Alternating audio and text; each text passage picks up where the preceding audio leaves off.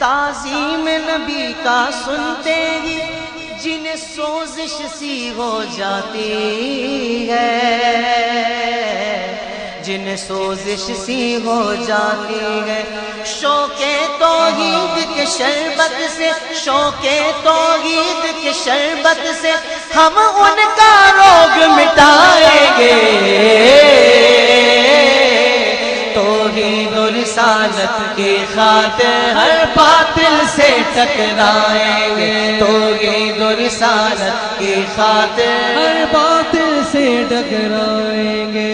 ہم آل نبی کے مت والے، حسنین کے مشن کے وارث۔ جو چیزیں تو مین ہوا کعبے کا طواف، تو طواف کرنے تو آئے تھے، تو انہوں نے دعوت دی کہ آپ طواف کر لو، بولے بھائی طواف نہیں کرنا۔ ایک دن، 2 دن، کافی دن گزر گئے، ادھر سے حضرت عثمان غنی نے اتنے دن گزرے کہ ان کو شک ہو گیا کہ آپ کو کل کر دیا، قتل کر دیا ہے۔ صحابہ کرام کے بیچ میں ان دنوں میں یہ بات چلی کہ اگر مار بھی دیا ہے تو مرنے سے پہلے انہوں نے کعبے کا طواف تو کر لیا ہوگا۔ میرے نبی پاس سے بولے، کہنے لگے وہ میرا دیوانہ ہے، میرے بغیر نہیں کرے گا۔ کتنی بڑی عبادت ہے حج، حج میں کتنی بڑی عبادت ہے طواف، لیکن نبی کا عشق دیکھو۔ حضرت عثمان غنی آپ نے کعبے کا طواف نہیں کیا، اور جب حضرت عثمان غنی واپس آ گئے، مجھے واقعہ نہیں سنانا، تو صحابہ نے یہ کہا، کسی نے پوچھا کہ آپ اتنے دن رہے ہو، کعبے کا طواف کیا؟ کہنے لگے نہیں، تو کہا اتنے دن رہے ہو کر لیتے۔ حضرت عثمان غنی کا جملہ یہ تاریخ کی کتابوں میں لکھا ہے، کہنے لگے سال بھی اگر رہتا تو کعبے کی طرف نگاہ اٹھا کے بھی نہ دیکھتا، طواف کرتا تو نبی کی سنگت میں کرتا۔ یہ ہے عشق مصطفیٰ، تو لے اپنی نمازاں۔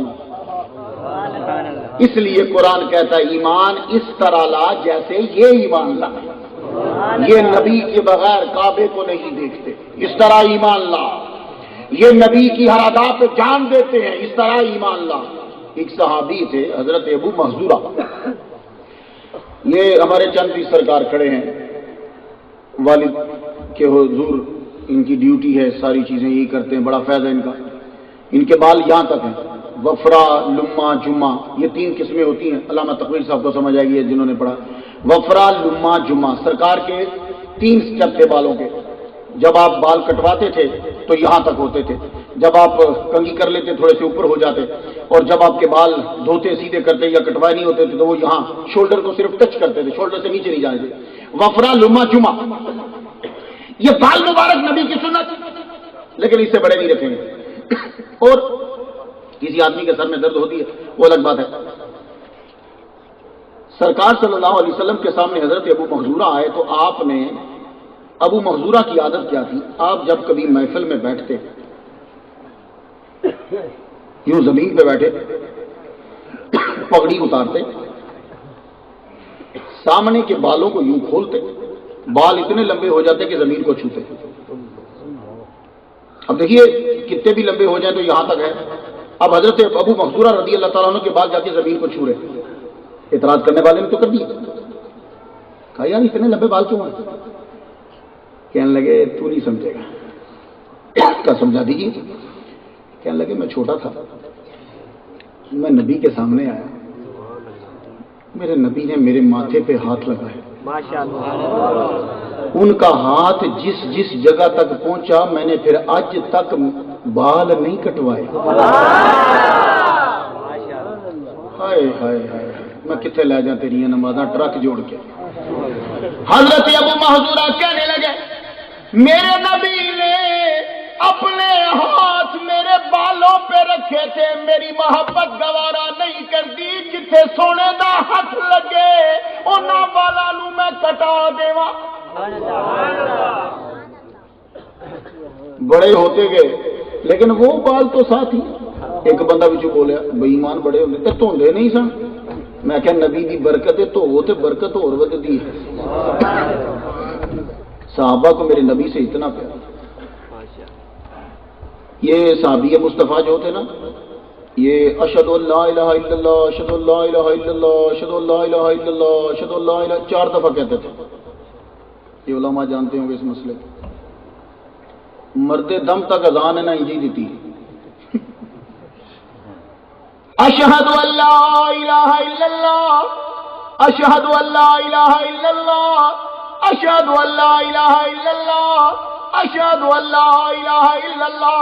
چلو میں بھی سنت پوری کر دیں. یہ مکے میں 4 دفعہ دیتے تھے اسی طرح اذان, اور اشہد ان محمد رسول اللہ بھی 4 دفعہ. انہوں نے کبھی اذان کم نہیں کی. کسی نے پوچھا آپ ایسے اذان کیوں دیتے ہو؟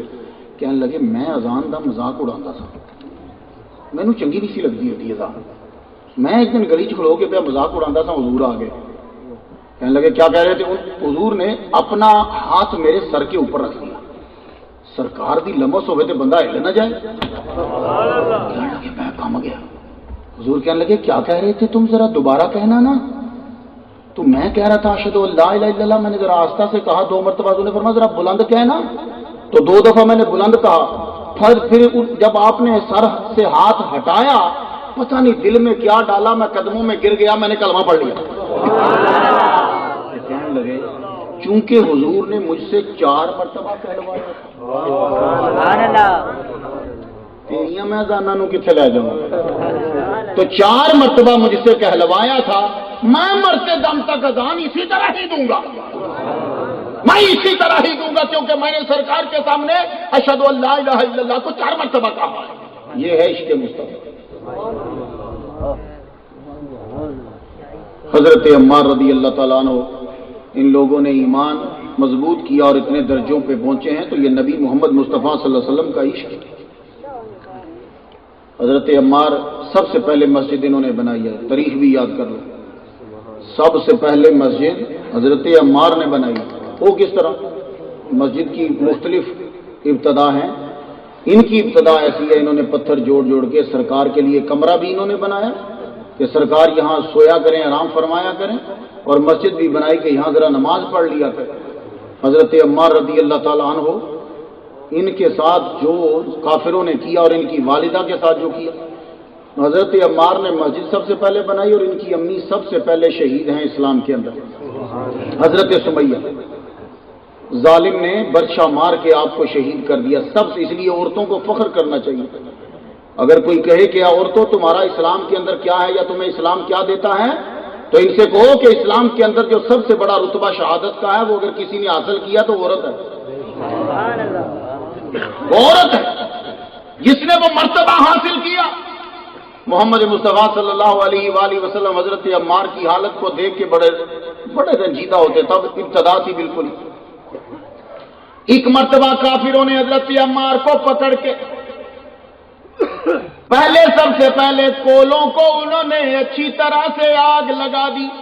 لکڑی کو جلا کے کولے بنا کے حضرت عمار کو اوپر لٹا دیا. حضرت عمار جب کوئلوں پہ لیٹے, قریب سے میرا نبی کا گزر ہو گیا, تو حضرت عمار کہنے لگے یا رسول اللہ المدد. تاریخ یہ لفظ نہ لکھے تو مجھے پکڑ لینا.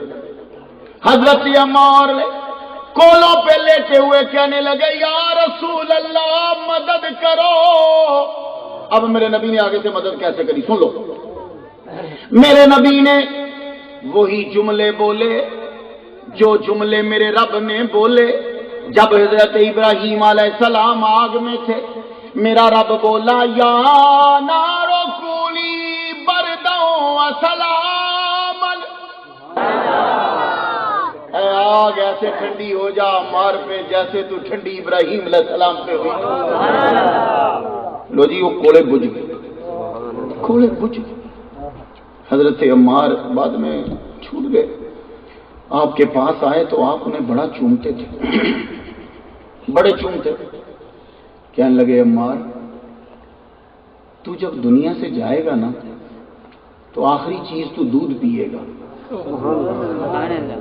نوٹ کرو آخری چیز تو دودھ پیے گا جب تو دنیا سے جائے گا. آپ جنگوں میں شریک ہوتے, ایک جنگ میں شریک ہے تو پہلے ہی بول اٹھے لگتا ہے یار آج حضور نال ملاقات ہو جائے گی. صحابہ کے نام موت سے نہیں ڈرتے تھے, کیوں نہیں ڈرتے تھے؟ جملے پتہ ہے وہ کیا کہتے تھے؟ عشق تھا ان کو نبی سے۔ حضرت بلال حبشی کے آخری لمحات، آپ دنیا کو چھوڑنے والے، اور آپ کی بیوی آپ کی سر کی طرف کھڑے ہو کے رونے لگی تو حضرت بلال کہنے لگے روتی کیوں ہو؟ میں کون سا مر رہا ہوں، میں تو اپنے نبی سے ملنے جا رہا ہوں۔ مجھے تو خوشی ہے کہ میں تکبیر، نعرہ رسالت، نعرہ رسالت، نعرہ تحقیق، اہل سنت۔ میں تو اپنے نبی سے، اپنے دوستوں سے ملنے کے لیے جا رہا ہوں۔ حضرت عمار رضی اللہ تعالیٰ عنہ پھر جنگ میں شریک تھے، کہتے ہیں یہ جگہ لکھا کہ 94 سال کے قریب جیے۔ آپ ایک جنگ میں شریک ہیں تو کہنے لگے یار پیاس لگی ہے، پانی دے لے آؤ۔ وہ پانی لبیا تو پانی کوئی نہ لبا، تو ایک بندے نے دودھ دے دیتا، یہ اونٹنی کا دودھ ہے۔ دودھ پی کے فرمان لگے لا پھر میں ہوں چلا جائے۔ کہنے لگے جی دودھ چ لکھے یا سی؟ کہنے لگے نہیں، وہ دنیا دی سچی سرکار کہہ گئی تھی آخری شاید دودھ پیئے گا، تو اس تو بعد واقعی شہید ہو گئے۔ ایسا جی انہوں دا عشق پکا، وہ محبت کرتے تھے نبی سے۔ آج کل عورتوں کو بھی بتلایا جاتا ہے، سب کو سمجھایا جاتا ہے نماز پڑھو نماز پڑھو نماز پڑھو۔ جا کے صحابہ کے دور کی، حضور کے دور کی عورتوں کو دیکھو کہ ان کا عمل کیا ہوتا تھا۔ احد کی جنگ ہوئی، حضرت ام عمارہ، کیا اللہ تعالیٰ نے اس بیوی کو طاقت دی تھی؟ تہاڈا کوئی پہلوان اس بیوی کے برابر نہیں ہو سکتا۔ اس بیوی کا خاوند، بیٹا، خود تینوں جنگ میں۔ حضرت ام عمارہ رضی اللہ تعالیٰ عنہ، احد کے اندر آپ کو پتا ہے کہ کیا ہوا کہ مسلمانوں کو تھوڑا سا انہوں نے نبی کی بات نہ مانی، درہ چھوڑ دیا، انہوں نے حملہ کر دیا۔ سرکار صلی اللہ علیہ وآلہ وسلم کے اوپر ایک آدمی تلوار مارنے آیا۔ اب اگر اس کی تلوار چل جاتی نا تو سیدھی ادھر سے چلنی تھی، سیدھی چلنی تھی۔ آپ کو پتا ہے کہ اس تلوار کا وار کس نے برداشت کیا؟ ام عمارہ نے۔ یہ ساری بیویاں سن لیں، میری بہنیں جتنی سن رہی ہیں، احد کے اندر میرے نبی پر جو تلوار چلنے والی تھی، اس تلوار کے زخم کو اور زور کو کمر پر برداشت کیا ام عمارہ نے، اور پوری کمر میں غار بن گئی، تلوار نے گوشت چیر دیا۔ 14 زخم آئے سر کے اوپر اور گردن کے اوپر، اور میرے محمد مصطفیٰ انہیں دیکھ کے مسکرائے۔ اور حضور سے ذرا جملہ سننا، حضور سے آ کے کہنے لگی یا رسول اللہ بڑے خوش ہو، میرے بچے نے بھی تہاڈا ساتھ دیتا، میں بھی دیتا۔ انہوں نے حضرت ام عمارہ نے ایک کافر دیاں لتاں تے وہ ماریا، وہ لتاں ہی انہاں ٹوٹ گئی۔ آپ نے فرمایا ام عمارہ اللہ نے تجھے بڑی طاقت دی ہے۔ ہائے ہائے، کہ کافروں کے اندر اسلام کی عورتوں کا کوئی مقام نہیں، ایک ہی ہے۔ آپ نے فرمایا، آپ مسکرا پڑے تو کہتی ہے یا رسول اللہ دعا کرو نا۔ فرمان لگے کی دعا کرانی ہے؟ کہنی یا رسول اللہ دعا کرو کہ جنت چ تہاڈے نال سارے ہو۔ انہوں نے دولت نہیں مانگی، کوئی چیز نہیں مانگی، کہا یا رسول اللہ بس یہ چاہیے کہ جنت میں ہم، یعنی میرا خاوند، میرا بیٹا اور میں جنت میں جائیں اور اسی طرح آپ کی وہاں بھی خدمت کریں۔ میرے نبی نے ان کے لیے دعا کرنی، میں جاؤ۔ یہ تھا ان لوگوں کا عشق، وہ محمد مصطفیٰ صلی اللہ علیہ وسلم سے عشق کیا کرتے۔ تو رب تعالیٰ نے ہمیں یہی قرآن مجید میں سکھایا۔ لوگ بعد میں ذرا قریب لے آیا لیکن چند آیات سماعت کرو۔ قرآن مجید کے اندر رب تعالیٰ نے نبی کے مقام کو واضح کیا۔ اللہ تعالیٰ فرمانے لگا یا ایھا الذین آمنوا لا تقدموا بین یدی اللہ ورسولہ، اے ایمان والو اللہ اور اس کے رسول سے آگے نہ بڑھو۔ لو کوئی ماجدہ لال اللہ آگے بڑھ سکتا ہے؟ نہیں۔ اس لیے یاد رکھنا کہ قرآن مجید میں جب بھی اللہ کہتا ہے نا اللہ اپنا ذکر اور رسول کا ذکر کرتا ہے، حقیقت میں منشا یہی ہوتی ہے کہ یہ رسول، جیسے اللہ تعالیٰ فرماتا ہے اطیعوا اللہ واطیعوا الرسول، اللہ کی اطاعت کرو رسول کی اطاعت کرو۔ تو آخر میں جب لوگوں کو واضح نہ ہو سکا تو رب تعالیٰ نے بات ہی ختم کر دی، فرمایا من یطیع الرسول فقد اطاع اللہ، جس نے رسول کی اطاعت کی حقیقت میں اللہ ہی کی اطاعت کی۔ بات ختم ہوگی۔ تو اب ذرا دیکھیے رب کیا فرماتا ہے۔ رب تعالیٰ کو اپنے نبی کا مقام واضح کرنا، تو رب تعالیٰ یہ فرمانے لگا دیکھو یا ایھاالذین آمنوا لا تقدموا بین یدی اللہ، میرے نبی سے آگے کبھی نہ بڑھنا۔ یہی وجہ تھی کہ حضور جب جلوہ فرما ہوتے تھے تو کوئی آدمی حضور سے پہلے روٹی کا لقمہ نہیں اٹھاتا تھا۔ سرکار صلی اللہ علیہ وسلم ابتدا فرمائیں گے تو پھر آگے سے بات جو ہے وہ شروع ہو جائے گی۔ اللہ اکبر جل۔ اور کوئی آدمی قربانی میرے نبی سے پہلے نہ کرتا کہ سرکار کریں گے تو ہوگا، اور کچھ صحابہ نے تو آگے چلنا ہی بند کر دیا۔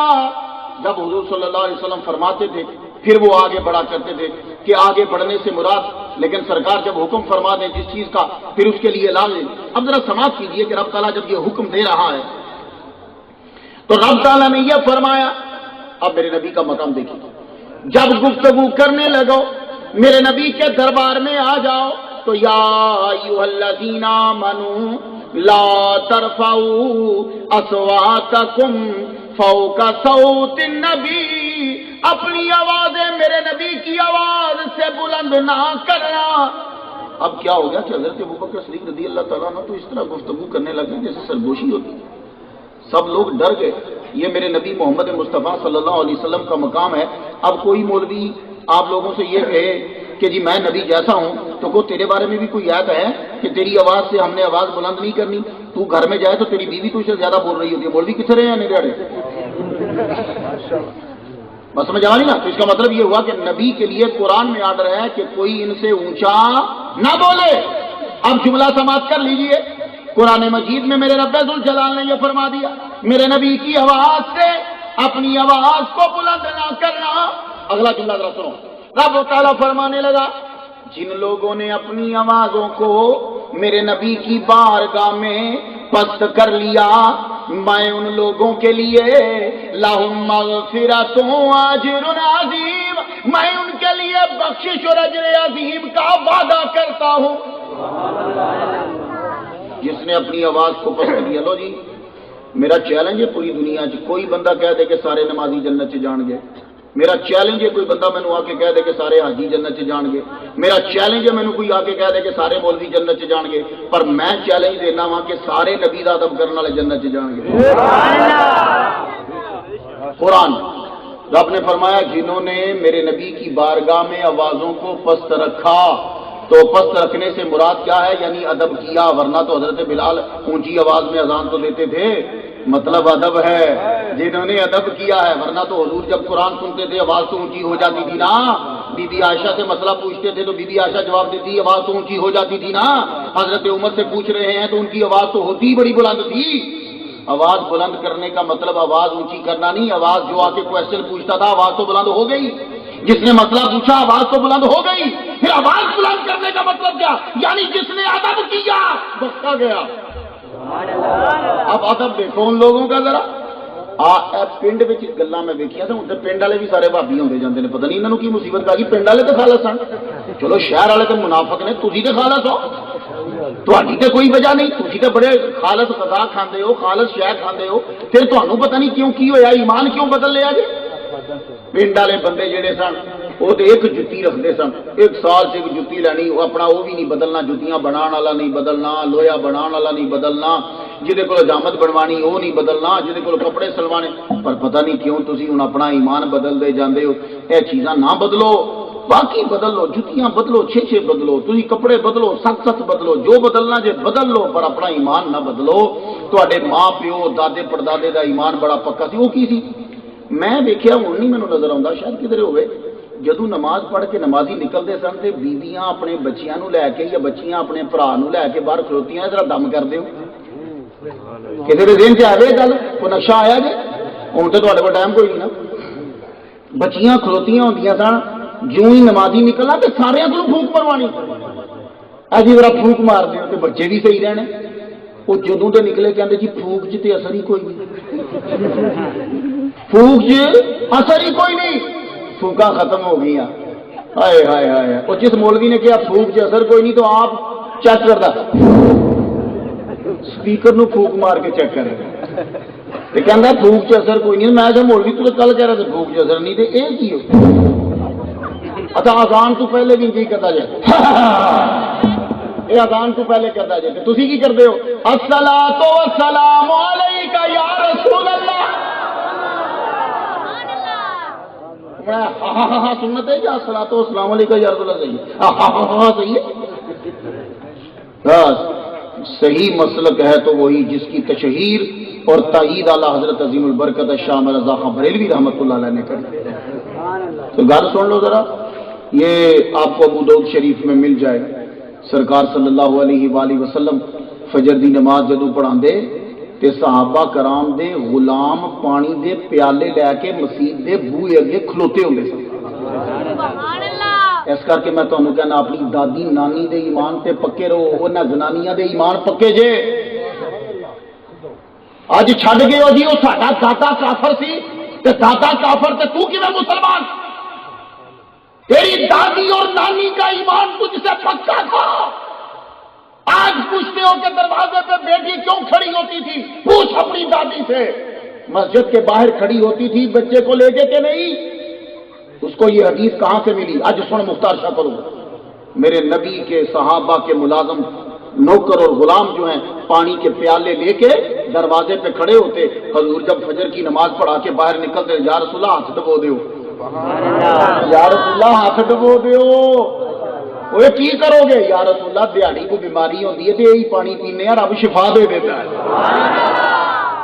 یاد رہے گی ابو داؤد یاد رہنی چاہیے ہائے ہائے ہائے اے حدیثاں بھول گئے تو لوگوں نے کہا جی ضعیف ہے ضعیف ہے ضعیف ہے ضعیف ہے کچھ ضعیف نہیں ہے اگر کوئی مسئلہ ہو تو سند میں ہوتا ہے لیکن وہ بھی نہیں ہے کیوں اس لیے کہ تبرک برکت حاصل کرنا نبی کے منصور سے یہ محمد مصطفیٰ صلی اللہ علیہ وآلہ وسلم کے صحابہ کی سنت میرے نبی صلی اللہ علیہ وآلہ وسلم نے صلح حدیبیہ میں اپنے بال کٹوا کر گرین ایک درخت کی جڑ کے اوپر جو ہے اسے کہا کہ اسے وہاں ڈال دو جب ڈال دیے تو ام ہمارا آگے بڑھی آگے بڑھ کے آپ نے وہ بال مبارک لے لیے کسی نے پوچھا ان بالوں کو کیا کرو گی اور مانے لگی میں انہیں سنبھال کے رکھوں گی کوئی مریض ہوگا تو اس کا پانی انہیں پلاؤں گی رب نبی کا صدقہ شفا عطا فرماتے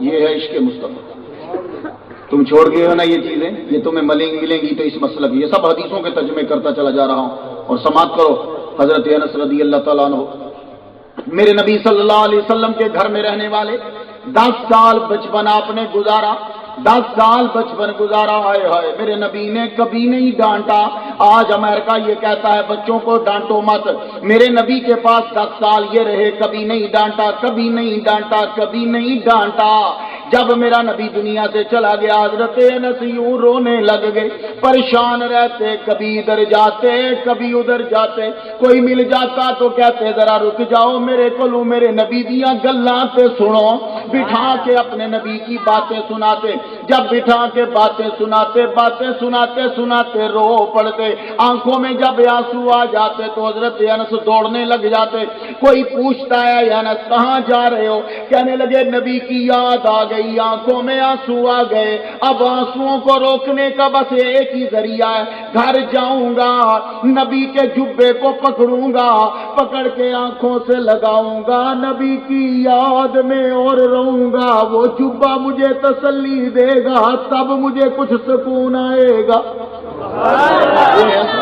حضرت انس گھر میں چلے جاتے کبھی نبی کے پیالے کو چومتے کبھی نبی کے کپڑے کو چومتے کبھی نبی کے رومال کو چومتے جتنے تبرکات آپ نے اپنے گھر میں رکھے تھے ان کو بار بار چومتے اور روتے جاتے اور کہتے جب میں مر جاؤں گا قیامت کے دن اٹھوں گا تو نبی کے پاس دوڑ کے چلا جاؤں گا اور کہوں گا یا اللہ یا رسول اللہ غلام حاضر ہو گیا یہ ہے محمد مصطفیٰ صلی اللہ علیہ وآلہ وسلم یہ چیز مانگتا ہے قرآن مجید اور یہ چیز مانگتا ہے تم سے اسلام پھر سماعت کر لو اگر تمہارے پاس عشق مصطفیٰ اور تعظیم نہیں ہے تو یہ یاد رکھنا کہ اللہ تعالیٰ نہ تمہاری توحید قبول کرے گا نہ تمہاری رسالت قبول کرے گا نہ تمہاری نماز قبول کرے گا نہ تمہارے طواف قبول کرے گا کیونکہ طواف کافر کرتے تھے یہ بات یاد رکھنا یہ کعبے کا چکر لگاتے تھے پر اللہ قبول نہیں کرتا کیونکہ عشق مصطفیٰ نہیں ہے